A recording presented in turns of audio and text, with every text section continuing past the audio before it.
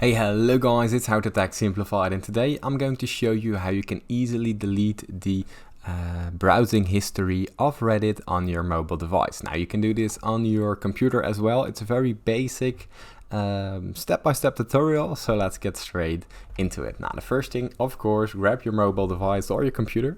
Now from there you open up the Reddit application, and once the Reddit application opens up, you go to the top right corner where your profile picture appears. Now here you see your history right below saved.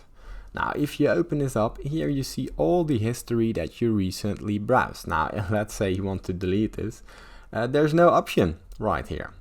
It's inside the history tab. But what you want to do, you want to go back, go to the top right once again, and from there scroll all the way down till you find the settings in the right corner of the button screen. Now here you scroll all the way up till you see the advanced section, and right here you see a little option called clear local history right above retry pending purchases. Now you close this and you press clear local history, and that's about it. If I go to the history, you can see that my history has been deleted. It's easy as that.